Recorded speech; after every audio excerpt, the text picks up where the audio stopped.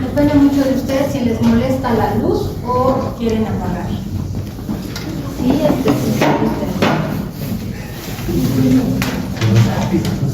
dos muy interesantes se concatenan.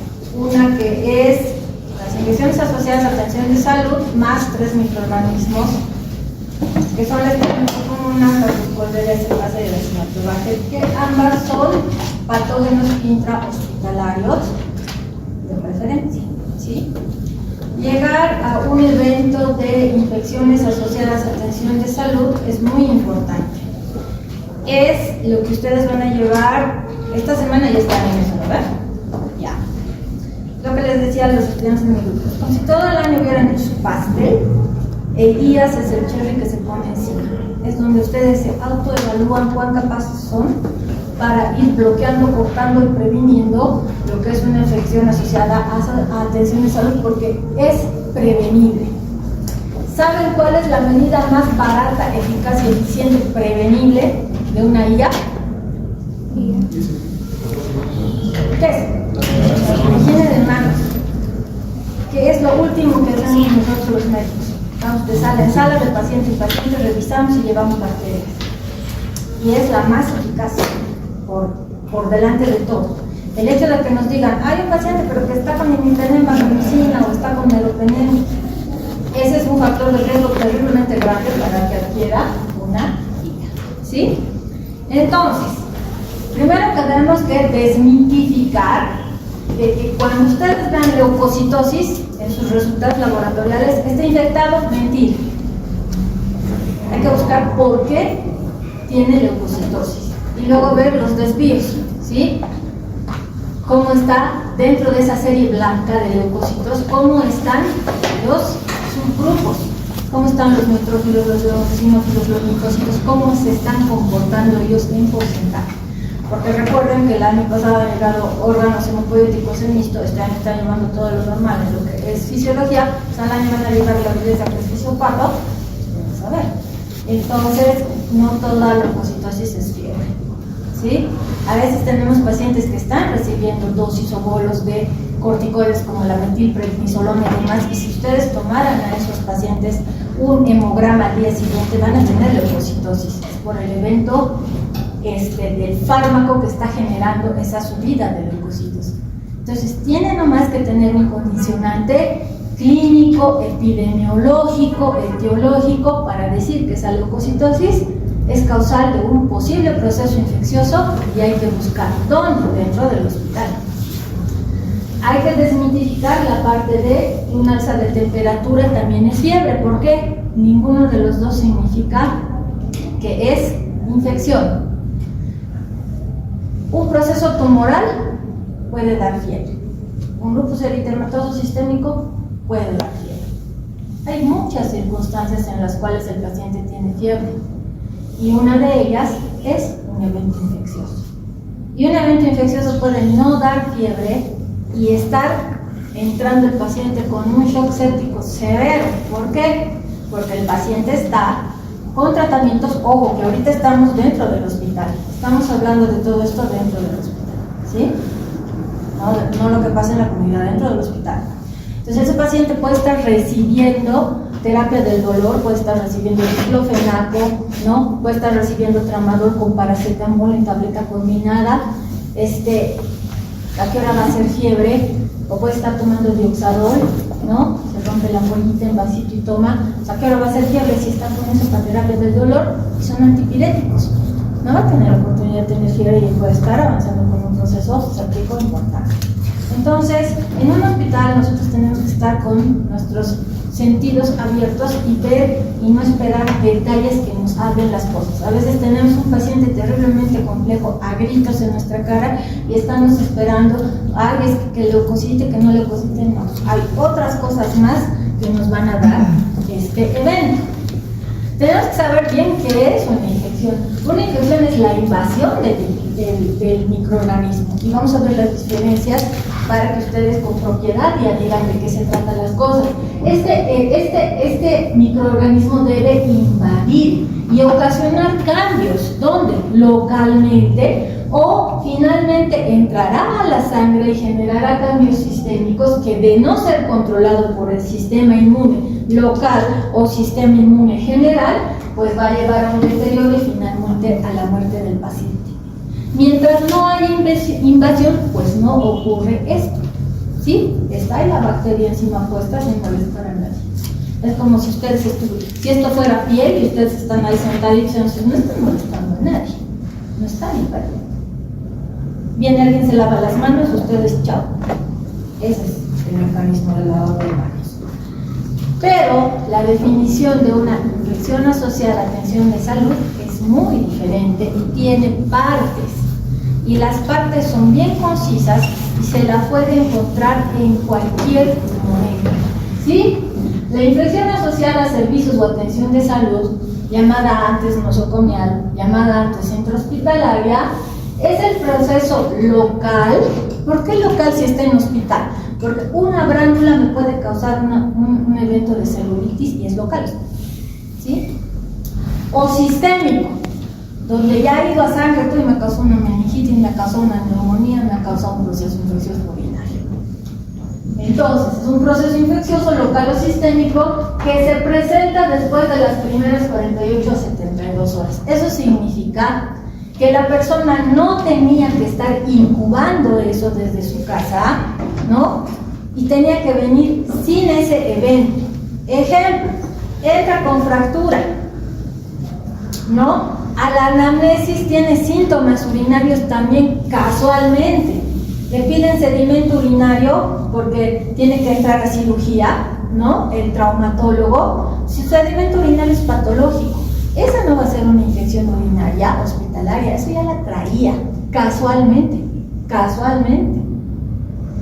Por lo tanto, no debe estar, por eso se la capta después de las primeras 48-72 horas de estancia de la persona en el hospital, de haberse internado, que no presentaba en el momento de su ingreso y que no estaba tampoco en incubación. Pero esto también se modifica a quienes hoy le doy de alta a mi paciente, ¿no? Y en 15 días vuelve con fiebre y un proceso respiratorio muy severo y complejo, y se manifiesta hasta los 30 días luego de su externación. Dependiendo del caso, del tipo de paciente, puedo sospechar que se ha llevado algo del hospital, ha incubado, ha seguido su proceso y enfermado. ¿Sí? Pero hay algo importante también, que se puede extender a quienes, a los que reciben implantes protésicos, prótesis de cadera, prótesis de rodilla, prótesis cardíaca, hasta un año después de haber recepcionado esa prótesis, porque es un elemento ajeno al cuerpo. ¿Sí? Entonces, si se dan cuenta, tiene su protocolo.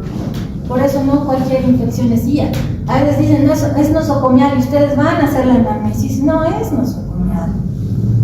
Un ejemplo grueso y grosero, ¿no? Un paciente que tose y expectora por más de 15 días va a ser sospechoso siempre de, en nuestro medio lo primero. Pues este paciente está en terapia intensiva 40 días.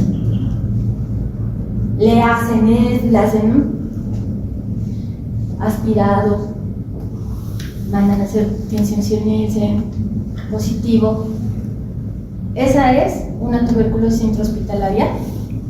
No, ¿por qué? Es una enfermedad crónica. Seguramente la traía meses y meses y meses, pero no es de ahora.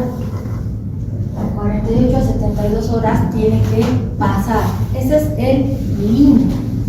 ¿Y qué cosas pueden haber? Cosas extrínsecas, o sea, de afuera, que las cosas extrínsecas nosotros somos los que indicamos. Y nosotros, junto a los licenciados en enfermería, somos quienes debemos cuidar. Si yo indico que se le ponga a un paciente un catéter vesical, que por si acaso no se pone a todos, tiene 3 indicaciones de colocación, si no, no se pone a nadie un catéter vesical, una sonda Foley. El hecho de que yo le esté indicando significa que es bien, pero ya le estoy dando un factor de riesgo para generar una infección hospitalaria asociada a catéter vesical. Por lo cual, el compromiso, ¿cuál es? Que tanto la licenciada en enfermería como yo que he indicado, pues tenemos que cuidar ese dispositivo para que ese evento no ocurra. ¿Y qué cosas entonces son los factores extrínsecos de riesgo? Todo lo que yo le voy a dar. ¿Qué le puedo dar? Sonda nasogástrica, le puedo dar catéter venoso central, tubo endotraqueal, ¿no? Tratamientos como radioterapias, quimioterapias, catéteres vesicales, la colocación de una vía para recibir sueros y soluciones, todo lo que yo le dé. El hecho de prescribirle antibióticos, ya les he dicho que entra acá. Entonces, debo cuidar. Y tenemos los factores intrínsecos, ¿no es cierto? Aquí vamos a ver, por ejemplo, ¿en qué puede aportar una sonda nasogástrica? Uno dirá, ¿no? Si se está yendo de la nariz al estómago, ¿qué tiene que ser? Por si acaso, cualquier cosa que ustedes pongan, tienen que poner en un rectángulo chiquitito, en un diagrama, en un esparadrapo, que lo encuentren la fecha de colocación de lo que están poniendo. Porque hemos tenido pacientes bien complejos. Un paciente que tenía un proceso oncohematológico ha llegado a hacer una necrosis terrible de nariz con el tabique perforado por la persistencia de una sonda, ¿no? El problema ¿cuál ha sido? Que tenía un proceso infeccioso tan severo que ha ido a otorrino, le han hecho las limpiezas, todo, pero ese tabique pues se ha quedado así, como si fuera un paciente que tuviera leishmania. Y era por culpa de que no ha habido el recambio. Y otra cosa es por su patología de base. Entonces, todos ustedes tienen que tomar en cuenta. Imagínense, si este paciente no está sentado, si está en decúbito dorsal todo el rato, la sonda nasogástrica, ¿qué va a hacer? ¿Se va a quedar al medio haciendo equilibrio? No. Va a ir por el peso a hacer el decúbito ¿sobre qué? Sobre toda la mucosa. Las fosas nasales y demás no son estériles. Llegan a la cavidad oral y no son estériles. La cavidad oral es uno de los lugares, además del intestino y la piel, que tiene la mayor cantidad y la diversidad más importante de microorganismos que hay. Entonces imagínense, ¿qué pasa si yo tengo mi mucosa y algo todo el rato está presionando? ¿Qué pasa con esa mucosa en el tiempo? ¿Qué pasa? Es pensar, no, ¿qué pasa? ¿Qué pasa? Tienen que pensar, ¿qué pasa? Digan, pues, a los grabadores les están perjudicando, pero están media hora están así. Nadie responde. ¿Qué pasa? Está mi mucosa y hay algo que está así. ¿Qué pasa? Ya, se atrofia, luego Se va a quedar el moco. Se va a quedar el moco ahí. se queda el moco ahí, muy bien. Después, Y se va a ir. medicina no es memorística. Medicina es pensar. Mi mucosa es rosada y se mueve. ¿Por qué? ¿Qué tiene pues? Cilios. Ya, pero ¿y los cilios se alimentan de qué? No sé, el barro. No, todo se alimenta en nuestro cuerpo. ¿Quién lleva el alimento? Y recoge los desechos. Mediante arterias y venas que terminan en capilares. ¿Por qué no se acuerdan de eso? La pregunta es, ¿cómo están en segundo? Me tengo que acordar, es básico. Volviendo a la pregunta base. Esto es así. Si tengo algo que está haciéndome peso, ¿qué está haciendo? Muy bien, no hay circulación. Y si no hay circulación, ¿qué me lleva? Exacto, me lleva a tener necrosis. Porque no tengo oxígeno. Y en un tejido necrótico, todos los anaerobios y aerobios generan puntos de pus. Aunque no tengan paciente ABCD, los puntos de pus sobre la boca. Entonces, un dispositivo como este, instaurado por nosotros, ya sea para descompresión de abdomen, ya sea para alimentación, ya sea para administración de medicamentos, genera ese riesgo. Por lo tanto, contaré el número de días y deberé cambiar de fosa, para lo cual debo saber bien cómo es la estructura de la nariz de mi paciente, si tiene un tabique desviado, si tiene poliposis nasal, cómo es, para no lesionar y lastimar. Si se dan cuenta, cosas que parecen rutinarias terminan generando complicaciones graves, porque todo esto, ¿no? Si me genera una súper gran infección cerca, ¿dónde está pues? No, las meningitis son terribles y son puntos de partida. Los catéteres vesicales son igual. Los catéteres vesicales están dados con un sistema de circuito que debe ser obligatoriamente cerrado. La vejiga es estéril, la uretra, y tenemos el sistema cerrado con la bolsa colectora. Debo hacer que esto no tenga bucles ni nada, ¿no? La orientación en 30 grados a los pies del paciente siempre, y ustedes deben corregir ese sistema. Esto se utiliza solo para auxiliar la enfermería vacía, para cuando nosotros requerimos hacer diuresis horaria y hacer el cálculo para hacer requerimientos de ingeridos y eliminados de los pacientes. Pero después debo saber cuántos días van, porque la sonda vesical se cambia cada 10 días, exagerando será pues cada 12 días, entonces cambia más. Y más los dispositivos endovasculares, como que puede ser una bránula o puede ser un catéter venoso central. El catéter venoso central, cuya punta está en la vena cava, nos ayuda a salvar vidas porque nos ayuda a manejar bombas de infusión, nos ayuda gracias a las llaves de 3 vías a poder dotar cosas fabulosas al paciente por una vena de grueso calibre que no toleraría una de estas chiquitas. Pero eso tengo que cuidar fabulosamente porque no solamente es la inserción. Miren, aquí está inserto. Pero para fijar un punto, 2 puntos, un punto, 2 puntos. ¿Han visto en este tipo de lapetas? Porque hay diferentes tipos de lapetas. Tengo que además fijar y curar esos puntos de fijación a piel, que es otra apertura y es otro lugar de donde puede partir el microorganismo y generar una bacteriemia. Y mucho más en los niños que reciben quimio, ¿no? Y en los adultos que reciben quimio.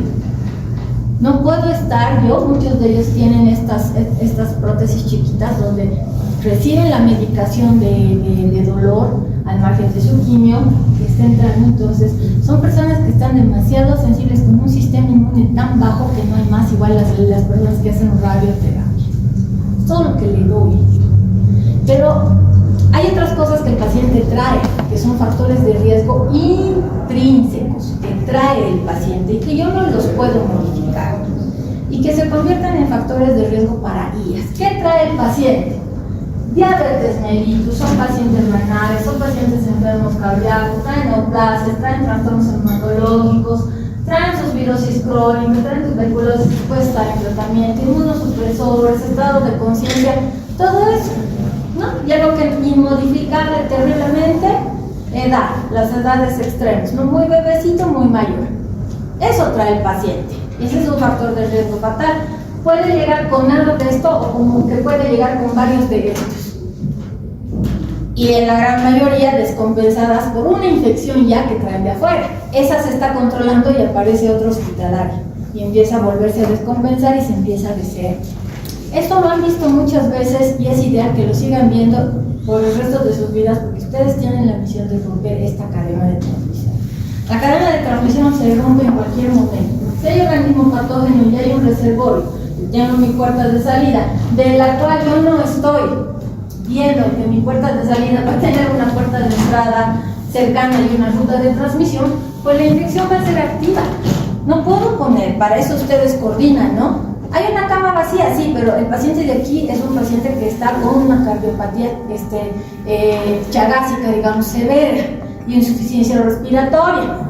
¿Y qué me está queriendo subir? Una bronconeumonía. No puede subir al lado, aunque la cama esté vacía, no puede. ¿Por qué? Porque esta ruta se cumple. Porque si no han ido todavía así de curiosos a los hospitales, van a ver que no se cumple el espacio en la mayoría de ellos, que debe ser de 1,5 metros a 2 de cama a cama la distancia. La distancia, ¿cuál es? Lo que mide su mesita de noche. Están juntos, lado a lado. Esa tos, esa gota ni cae.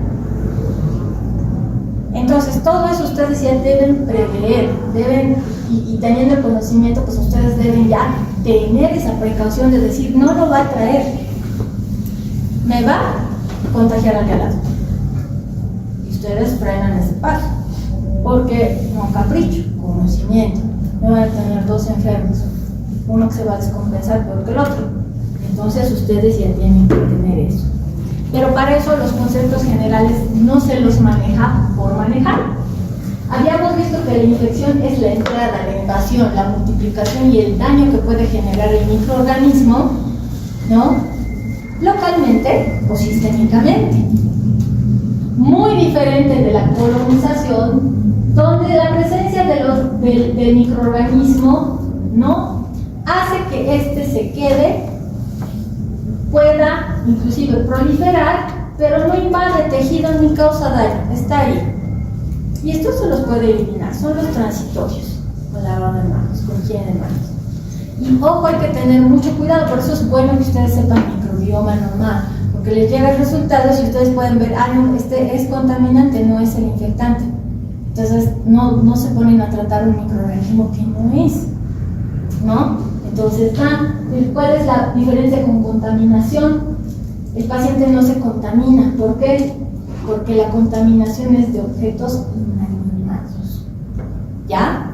Por eso las enfermeras van a decir siempre, ¿no? Doctor, el interno me lo está contaminando, doctor, el interno me lo está contaminando. Entonces, sus cosas de la licenciada hay que respetar y no hay que contaminárselo. Pero el paciente está contaminado, no. ¿Por qué? Porque no es sujeto inanimado. Diferencia visual, colonización, se queda ahí, se multiplica y listo. Infección, viene aquí, queda, empieza a deshacer, entra en la corriente sanguínea localmente y genera el trauma. Invade. Visualmente se puede diferenciar, ¿no? ¿Esto qué es? Esta es una unidad de cuidados intensivos donde se ha hecho la pesquisa de un microorganismo que era al final fue un Acinetobacter baumannii. De saber dónde está el Acinetobacter, por qué ha causado ese brote en la UTI. Antes, y les estoy diciendo, antes se dejaba hasta cajas PET en el suelo del ambiente, así se hacía cultivo de ambiente, ahora no se hace, ¿no?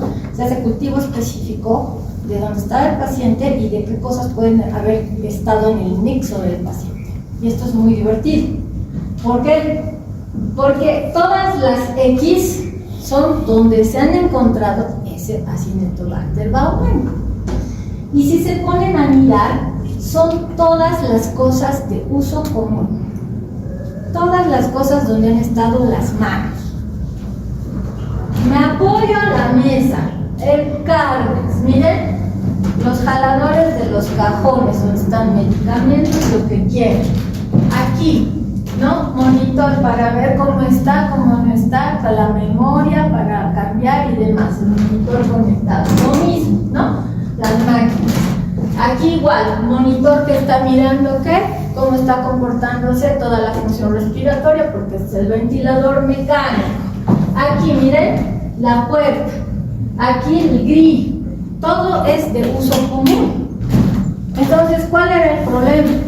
Que nadie se lavaba las manos, que el primero que venía pasaba al otro, y ahí se quedaba viviendo el Acinetobacter de los servicios comunitarios. Y no es que nadie limpie, si entran a limpiar. Pero ¿de qué me sirve si 2 de la tarde está limpio así todo y yo no me lavo las manos y sigo jalando las cosas? Estoy volviendo a llevar la bacteria. No sirve de nada. Ese es un ejemplo muy, muy interesante. ¿Sí? Para eso se utilizan medidas de aislamiento, bioseguridad y lo que han aprendido al principio de año. El uso antelado del equipo de protección personal. Porque ¿qué dice la norma de bioseguridad universal? Todo paciente sospechoso de tener una infección, hasta que se demuestre lo contrario, ¿cierto? Potencialmente considerado fuente de infección. No necesito que tenga un diagnóstico infeccioso para yo, un paciente con erupciones, utilizar guantes para revisarlo y barbijo, porque sé que hay enfermedades eruptivas que se van a transmitir por contacto y por aire. Entonces ya los tengo que utilizar. Y eso no significa que para revisar a todos mis pacientes tenga que utilizar gorro, gafas, barbijo, bata, guantes. No es así. Por eso la elección del equipo de seguridad o de protección personal es importante y está basado en la transmisión del microorganismo. Ahora, ¿qué son estos dispositivos extracorpóreos y qué función cumplen? Entonces, no deberíamos usar en el hospital, no. Todos estos salvan vidas. Todos estos se utilizan porque el paciente es grave. y todos estos deben tener un tiempo de cambio, ¿sí? Los endovasculares, porque van a encontrar infecciones asociadas, infecciones de torrente vascular asociadas o no a dispositivos endovasculares. ¿Quiénes son esos? Estos. Gránulas, catéteres venosos, líneas arteriales, todo lo que nosotros ponemos, todo lo que entre a torrente vascular, los catéteres vesicales, los tubos endotraqueales que no se dejan mucho tiempo, cuando cumplen su tiempo de vida y el paciente no puede salir del ventilador mecánico, pues lo que hace el intensivista es llamarle al otorrino. ¿Para qué? Para que le haga traqueostomía y deje el tubo. ¿Por qué tiene que dejar el tubo? Porque va a lesionar las cuerdas vocales. Puede generar parálisis de cuerda vocal y demás, entonces se hace tubo de traqueostomía, ¿no? Y el tubo de traqueostomía igual genera un problema, pues evidentemente genera un problema. ¿Es algo extrínseco? Sí. ¿Necesario? Evidente. ¿Sí? Sondas nasogástricas, los drenajes postoperatorios, las derivaciones ventrículo-peritoneales, las prótesis que hay, es un montón inmundo de cosas que ustedes van a ir viendo cuando entren a la práctica hospitalaria, ¿sí? Por lo tanto, cuando les digan qué IAS conocer, están clasificadas en 6, ¿sí? ¿Cuáles son esas 6? La neumonía asociada o no a ventilador mecánico. Significa que un paciente puede tener neumonía en el hospital, pero no es obligatorio que esté conectado a la máquina de ventilación. Puede estar en una sala común y tener su neumonía hospitalaria. 2. La infección de torrente vascular asociada o no a dispositivo. Puede ser un paciente que no tenga ni siquiera bránula, pero está haciendo bacteremia, ¿sí? Infección urinaria asociada o no a catéter urinario. Un paciente que está con su sonda vesical, que no la cuida y demás, o un paciente que no tiene sonda vesical, una mujer, digamos, que no controla esfínteres, mayor con Alzheimer, que defeca, que está con su pañal y no hay quien, ¿no?, le vaya a cambiar y demás, porque como yo soy doctor, no cambio pañales, nunca hagan eso. Si está llena la emergencia, si está llena la sala, si hay mucho trabajo, yo tengo un poquito de tiempo, pues con el familiar todo le cambiamos, le aseamos, porque con eso estamos evitando esto. Y está mucho tiempo con las heces contaminadas y demás, va a generar pues una infección urinaria, ¿ya? Infección de sitio operatorio, luego de que se ha hecho toda acuérdense que ahora hay mucha cirugía ambulatoria. Antes cualquier cosa era para internarse, en cambio ahora hay mucha cirugía ambulatoria, ¿sí?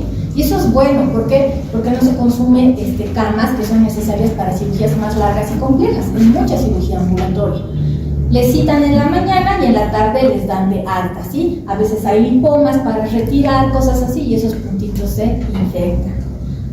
Considerados también son los de hemodiálisis intrahospitalarios, porque cada segundo día, cada día por medio, de acuerdo a cómo les programan, van, les hacen su sesión de hemodiálisis y se van a su casa. En 2 días vuelven, cualquier infección que les dé es intrahospitalaria para un paciente hemodializado. Lo mismo para un anciano que vive en un hogar de ancianos. Si le da algo, vive ahí y está todo el día, nunca sale a la calle. Entonces son cosas que hay que tener mucho cuidado, ¿sí? La infección o sepsis puerperal. La infección o sepsis puerperal es muy importante porque puede ser por unos AVs incompletos, puede ser posoperado, puede ser por restos, puede ser por muchas cosas. Y la diarrea nosocomial. La diarrea nosocomial hay que tener mucho cuidado en la anamnesis, ¿sí? La diarrea nosocomial, si esta es una sala de pacientes y de repente paciente 1 tiene diarrea, el de allá tiene diarrea, el de allá tiene diarrea, no, es algo del hospital, se la llama a la nutricionista y se le dice está pasando algo. Hay que ver la cadena de quién recibe, quién prepara el alimento, cómo lo distribuyen, quién recibe, quién sube, en qué carritos y cómo van. Pero si la diarrea es de alguien que le da dicho, no traigan nada de la calle y le traen de la calle, nosotros hemos llegado a quitar salchipapas, enterno que dice que el agua se los traen caldo de pollo, caldo de cordero, todo quitamos, ¿sí? Entonces, esa ya no es diarrea nosocomial, se están trayendo cosas de la calle, entonces, culpa ya no es. En el otro caso, sí. Entonces tenemos ese tipo de EDAs. ¿Por qué? Porque van a tener ustedes pacientes con un grado de conciencia, pacientes súper lúcidos y demás, pero siguen conectados. Y miren, este es el ejemplo que les decía. No está ya con tubo de endotraqueal, está con tubo de traqueostomía, pero sigue conectada a ventilación mecánica porque no puede salir de satura, ¿no? Pero ella come y demás. En los catéteres vesicales, los cuidados que hemos tenido, ¿no? La orina residual, el material, los microtraumas que pueden existir, y esto es súper importante, nadie puede ir tocando por tocar las bránulas o los catéteres. ¿Por qué? Porque es fácil, aquí está todo lo que tenemos en la piel. Se dice, ¿no?, bibliográficamente que a las 48 horas de que un paciente se interna, adquiere el microbioma del hospital en todo el cuerpo. Entonces, facilito que va a entrar, ¿no?, a la piel todo y al torrente vascular y se hace una diseminación. ¿Por qué? Porque el corazón está bombeando pues todo el rato y está la sangre haciendo esto. Y da vueltas y vueltas y vueltas. ¿Y dónde va? Al órgano más débil. Y el órgano más débil va a ser el que les va a dar las luces de dónde está enfermando el paciente. Y el necesito operatorio que les decía, que tienen que esperar a que cierre por segunda intención, no se resutura. Ya tiene la infección, como en este caso, miren, ya ha habido flebosis, todo, mete la pinza y sale el pus. Entonces harán limpieza, aperturarán, ya verán si pero esto es una que no se va a volver a suturar. Eso se cura, se pone drenaje si es necesario y cierran por segunda intención, pero es una herida de sitio operatorio. Ahí arriba en los dedos tienen una lesión cutánea local, a eso se refiere una infección local, ¿no? No hay más.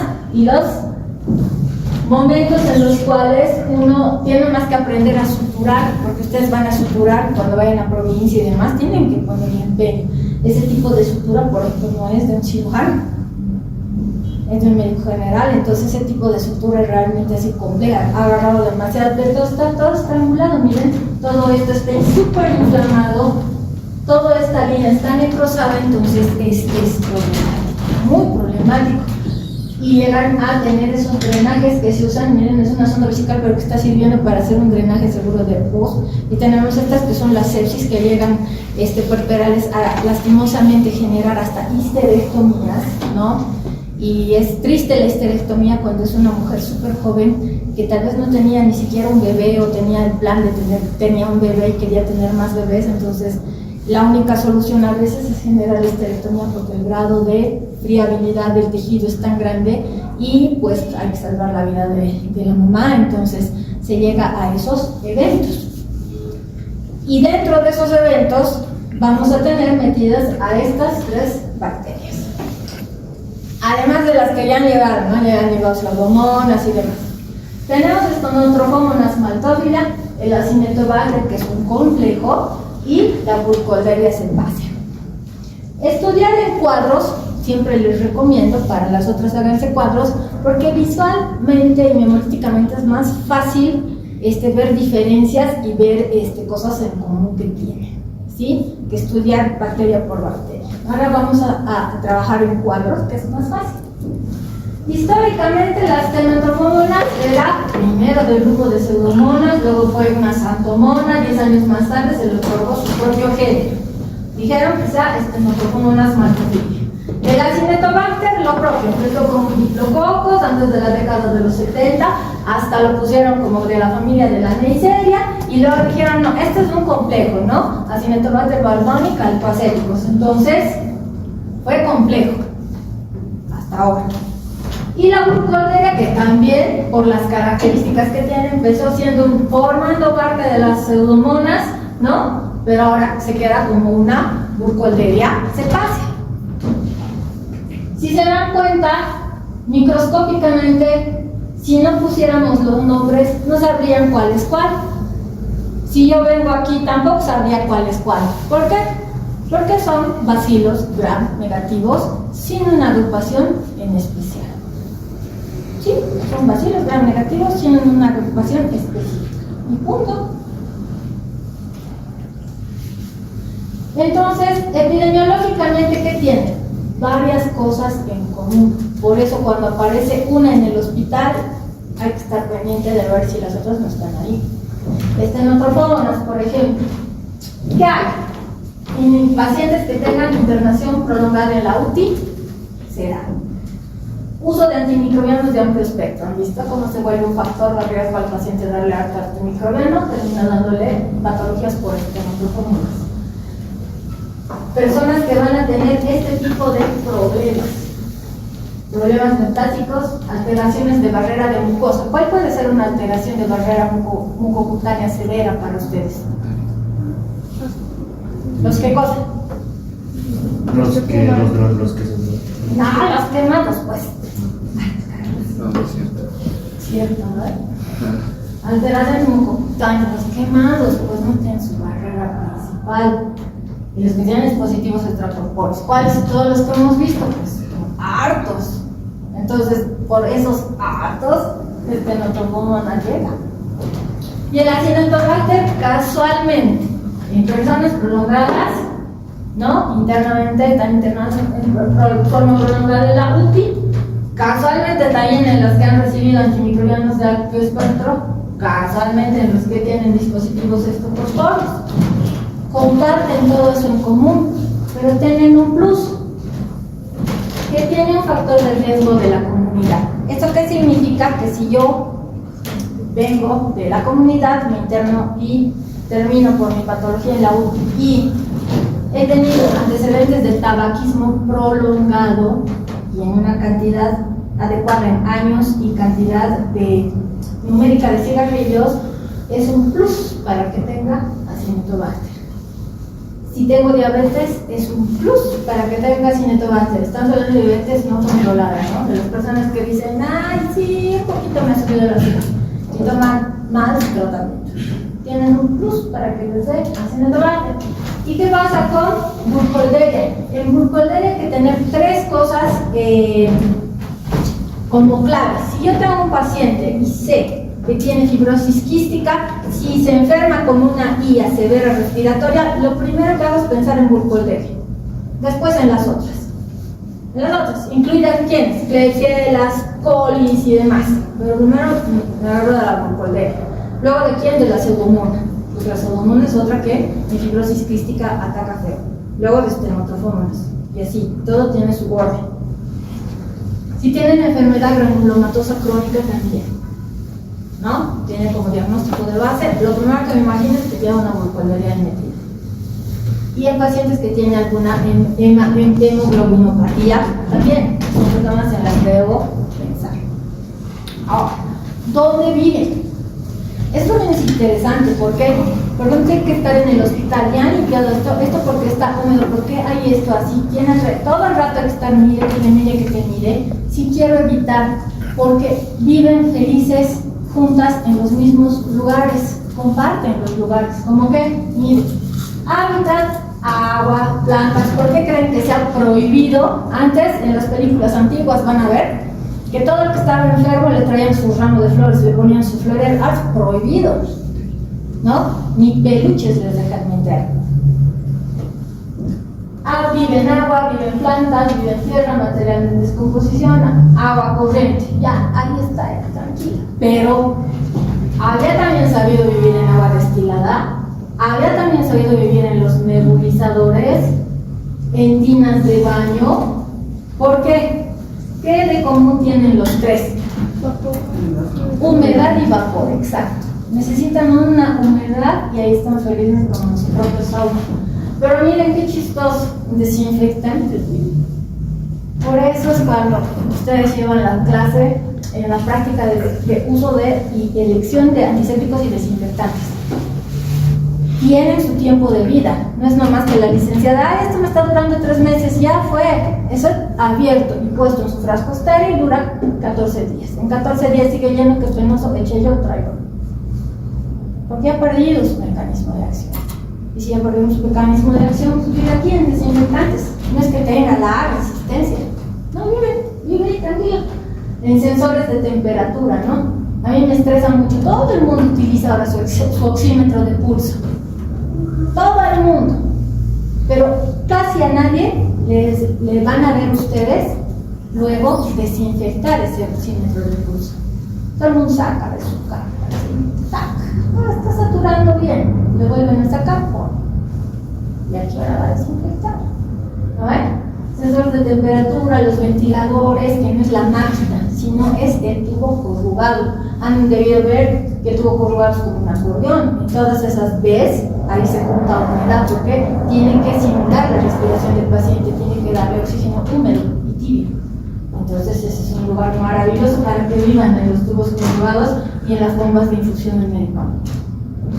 El Acinetobacter, leche pasteurizada, alimentos congelados, ya, está casero, pero miren, vaporizadores, ya, los grifos de agua.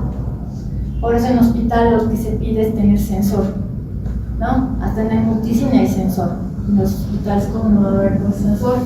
Los baños de diálisis peritoneal, que no tengo idea si ustedes lograrán a ver, porque ya está haciéndose todo hemodiálisis. Las diálisis peritoneales eran muy complejas y complicadas y dramáticas. Los patitos, ¿no? Especialmente en varones, ¿no? Pasan el patito así para que miccione, ¿no? Junto a los orinales, ¿quiénes están? Las chatas, para mujeres y varones. Los catéteros respiratorios, los lavabos, los jabones en barra, donde también vive, que está en nuestro fórmula. Burcoleria, miren, agua planta, descompusten agua corriente, agua destilada, nebulizadores, ¿quiénes se dan cuenta que viven en los mismos lugares? Parecen las mejores amigas. Comparten y viven los mismos hábitats. Entonces, si cuido uno, cuido a todas ellas. Entonces, pues me tengo que lavar bien las manos, me higienizo bien las manos con este tipo de sensor y no con lo que hay. ¿Por qué? Porque vive en todas partes, pero no puedo dejar pues que ese todas partes termine siendo mi paciente, porque estos pacientes son de alto cuidado. El tubo corrugado es el que va a ir dispensando de la máquina. La máquina no es el problema, es este circuito el problema. Hasta el tipo de nebulizador que va a utilizar en un momento, que es el tubo endotraqueal, pero si están viendo ustedes, aquí tiene otro tipo de nebulización, seguramente le están haciendo porque no termina así el tubo endotraqueal. Entonces es un cuidado extremo, y los pacientes que les hacen baño de tina por X o Z razón pueden tener la piel un poco dañada, ¿no? Pueden hacerse así, pueden tomar esa agua como en la piscina, entonces se hace un problema grande.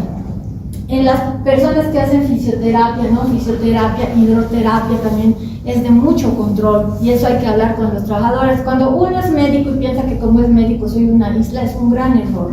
Cuando ustedes trabajen en sus centros de salud, hospitales y demás, tienen que tener comunicación con absolutamente todos, con las licenciadas, las auxiliares de la enfermería, los del laboratorio, los fisioterapeutas, todo, porque tienen que darle información de su paciente, ¿no? No puede estar, sí puede estar. Entonces, en este tipo de fisioterapia, hidroterapia, e inclusive en estos simples elementos, miren, que sirve como piseta, ahí viven tranquilamente. En todos los desinfectantes donde hay que ver cuál es el antiséptico que voy a utilizar y cuándo ha sido su fecha de expiración o cuándo ha sido su fecha de dotación.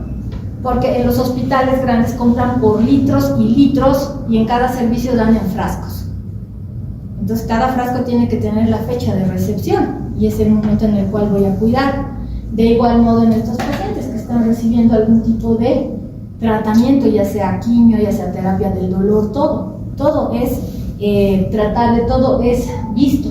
No puedo encontrar jabones de este tipo. ¿Por qué? Porque esa humedad va a atraer a estos microorganismos.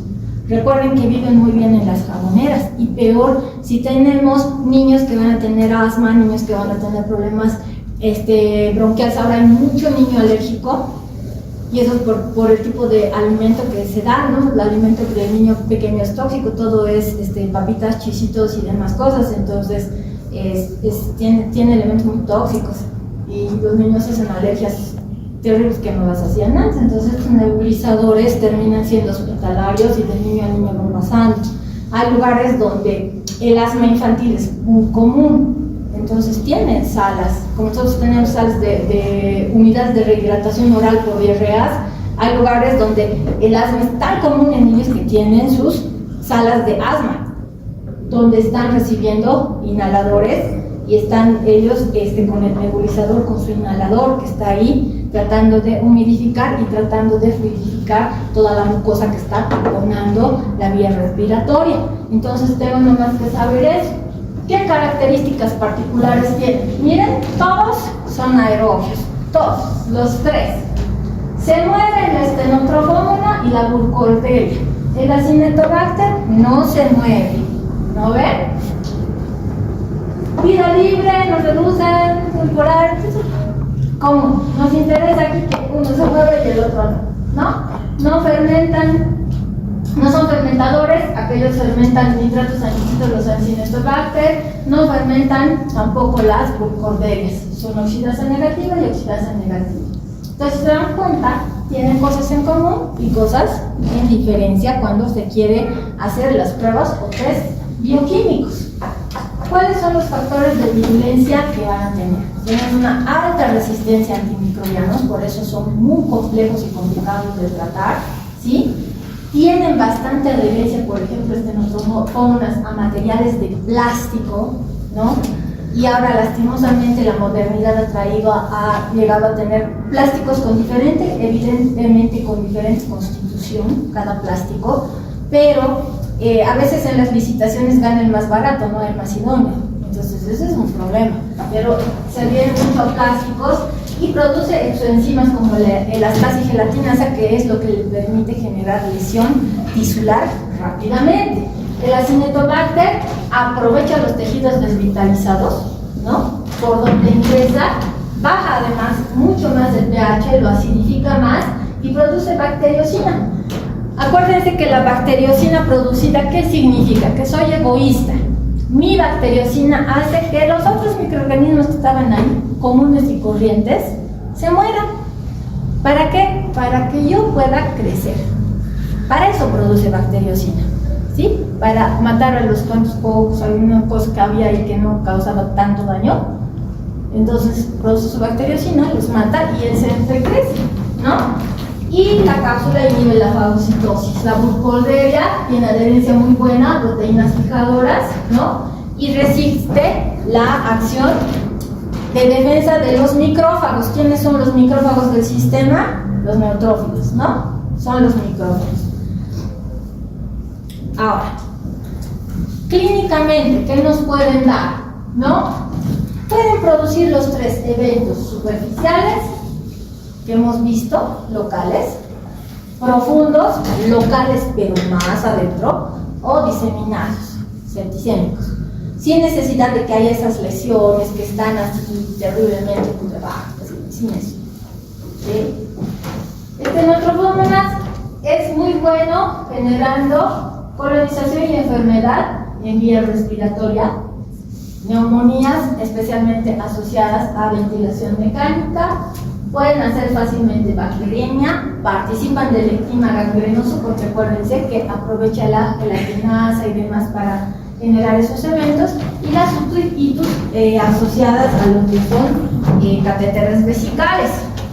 El Acinetobacter se asocia mucho al ventilador mecánico, a catéteres vesicales y a infección de tejidos blandos, porque habíamos dicho que produce su bacteriocina y le conviene a él que se muera el resto para producir su crecimiento felizmente. Burkholderia ama la vía respiratoria, que hemos dicho que en fibrosis quística es lo primero que voy a pensar, en pacientes con sarcoidosis, por ejemplo, que es una enfermedad granulomatosa crónica que también voy a poder pensar, y puede haber portadores asintomáticos, que cuando tienen una enfermedad respiratoria severa, Burkholderia sale a enfermarlos.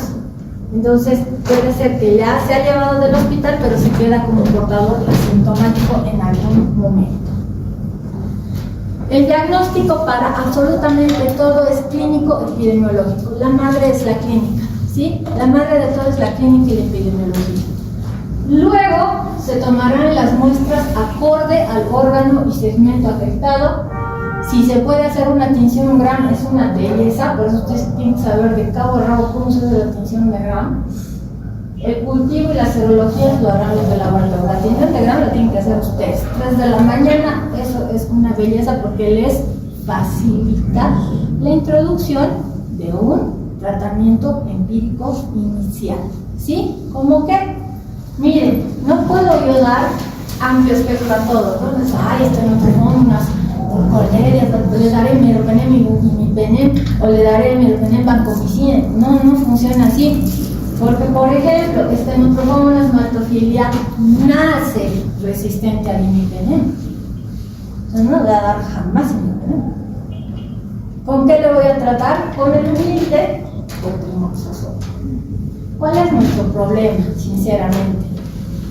Que no tenemos la cantidad que quisiéramos de cotrimoxazol parenteral. Sufrimos mucho en la parte clínica cuando tenemos pacientes para tratar con cotrimoxazol parenteral y para tratar con aciclovir parenteral. Hay que buscar mucho, varias veces nos hemos hecho traer de Santa Cruz, hemos terminado haciendo traer del Perú y de la Argentina.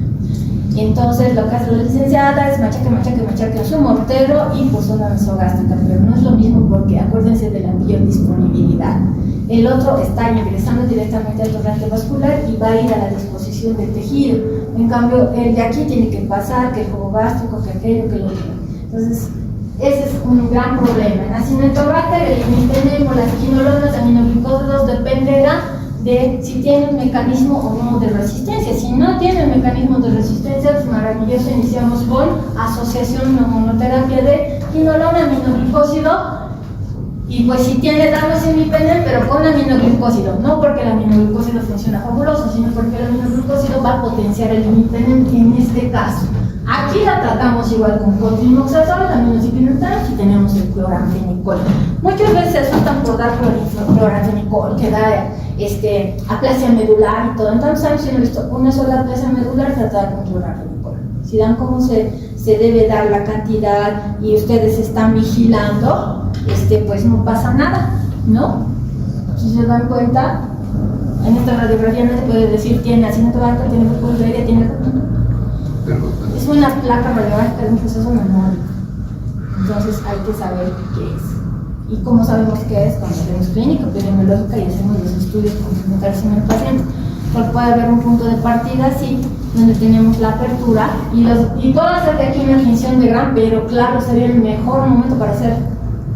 Pero si vengo con mi sopo y aquí parece, aquí también es la peor muestra que voy a tomar en mi vida. ¿Qué tengo que hacer? Agarrar solución fisiológica, agua destilada estéril, limpio. Clorexidina, de igual modo, hago la antisepsia. Y luego, después de eso, buscaré zonas que estén debajo del músculo, con mi sopo introduciré y daré vuelta. Esa va a ser la buena muestra, porque estoy quitando todos los colonizantes y contaminantes. Si no, no me sirve. En este caso es más complejo, miren, son una celulitis bastante horrible y bilateral. Y es raro porque las celulitis generalmente a foco de partida son unilaterales. Bilaterales es bien raro en este caso, ¿no? Pero si se ponen a pensar, miren, esto es piel, y de aquí si ustedes apretan, de aquí va a salir la punta. Entonces, generan todo esto, estas bacterias, no solamente es generador el Staphylo strepto, como ustedes saben. Miren lo que puede generar la Burkholderia, estos puntos tan terribles, ¿no? La estenotrofomonas puede generar problemas oculares de este tipo, ¿no? Gangrenoides en sitios operatorios, ¿no? Y esta que es una imagen fabulosamente de esas que no se sabe cómo está la persona viva, pero miren, tiene todo esto gangrenado, carcomido, ¿no? Tiene que estar tapado y ustedes dicen, y el pronóstico vital, a la misma familia se le dice, no es un pronóstico reservado. Y a la familia hay que explicarle bien, con paciencia, con buen humor, sentados, y decirle usted qué es, a qué se dedica, porque no tiene la obligación de saber porque no es médico. Y ustedes explicarles desde por qué le ha podido pasar eso, cómo ha pasado, cómo son las bacterias, qué hacen esas bacterias, por qué se han comido la carne, qué ha pasado con esto, por qué el antibiótico no ha dado resultado, por qué han tenido que hacer esa operación, por qué han tenido que quitar ese pedazo de piel. Y pese a hacer todo eso, puede fallecer. Si se toman un buen tiempo para explicar y disipar sus dudas, esa persona va a estar tranquila. Si no, va a entrar al internet, y el internet es el peor lugar porque les da toda la información así, a lo bruto. Y estos son casos únicos. Cada paciente que ustedes tengan, así tengan 10 con gripe, esos 10 son casos únicos, porque ninguno es igual al otro. Entonces tienen que tener esa paciencia, porque después el resultado laboratorial, que viene el cultivo y demás cosas, viene nomás. ¿Listo? Entonces, ya están listos, niños, para dar su séptimo parcial. Espero que en la última clase por lo menos estén todos ustedes juntos, porque están bien poquitos.